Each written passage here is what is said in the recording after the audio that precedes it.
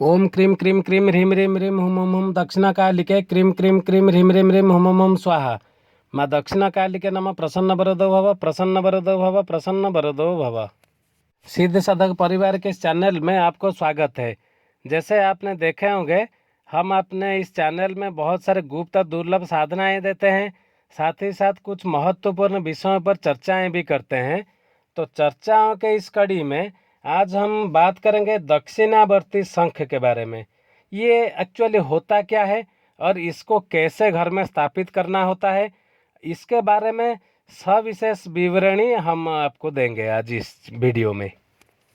हमारे पुराने शास्त्रों में दक्षिणावर्ती शंख का महिमा का वर्णन इस प्रकार किया है, जैसे जिस घर में उत्तम श्वेत वर्ण दक्षिणावर्ती शंख रहता है वहाँ सब मंगल ही मंगल ही होता है। लक्ष्मी देवी स्वयं स्थिर होकर निवास करती है। जिसके घर में चंदन, कपूर, पुष्प, अक्षत आदि से इसकी पूजा नियमित की जाती है, वो कृष्ण के समान सौभाग्यशाली तथा धनपति बन जाता है, इसमें कोई संदेह नहीं है।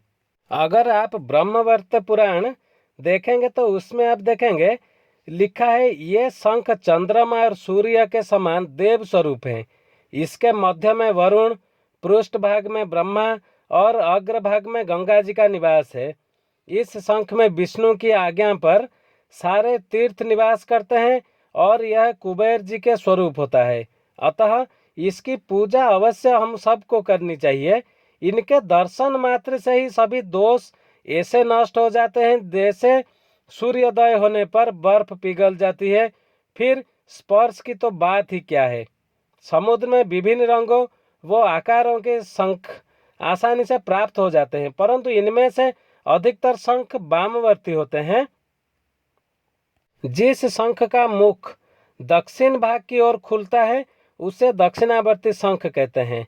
ऐसा शंख हर समय नहीं मिलता, ये कभी कभी ही मिलता है। साधनाओं में इसका बहुत बड़ा महत्वपूर्ण है। इसे लक्ष्मी जी का प्रतिरूप माना गया है, क्योंकि इसकी उत्पत्ति समुद्र से होता है और लक्ष्मी जी की उत्पत्ति भी समुद्र से हुई है, इसीलिए इसको लक्ष्मी सहोदर माना जाता है। इसीलिए दक्षिणावर्ती शंख को ही लक्ष्मी का स्वरूप माना गया है। जिस घर में दक्षिणावर्ती शंख होता है उस घर में लक्ष्मी जी का निवास बना ही रहता है। दरिद्र व्यक्ति भी हाथ में भी ऐसा शंख आ जाता है तो उसके जीवन में समृद्धि और संपन्नता कुछ ही दिनों में व्याप्त हो जाता है। ऐसे व्यक्ति को अचानक और अप्रत्याशित रूप से धन प्राप्त होता है।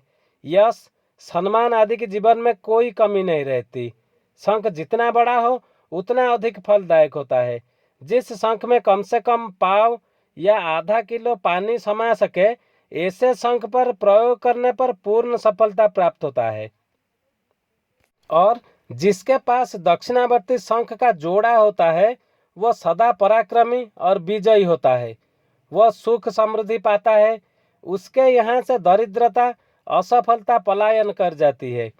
नियमित रूप से इसके दर्शन, विधि विधान पूर्वक पूजा करने से अभीष्ट मनोरथ सिद्ध होते हैं। और ये विधि विधान का पूजा जो होता है, अगर आपको पता है तो करिए, नहीं तो कोई ज्ञानी और गुणी व्यक्ति से पूछ के करिए। वैसा नहीं है तो ईमेल में संपर्क करिए, हम आपको बता देंगे, उसमें कोई दिक्कत नहीं है। इसे दुकान में रखने से व्यापार में वृद्धि, धन स्थान में रखने से धन वृद्धि और अन्न स्थान में रखने से अन्न वृद्धि होता है। इसीलिए इसको वैभव और ऐश्वर्य का प्रतीक माना जाता है।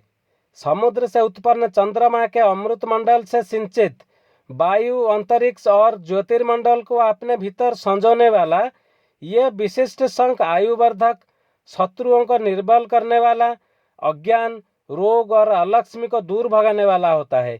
इसका प्रयोग अर्घ्य देने के लिए विशेष तौर पर किया जाता है।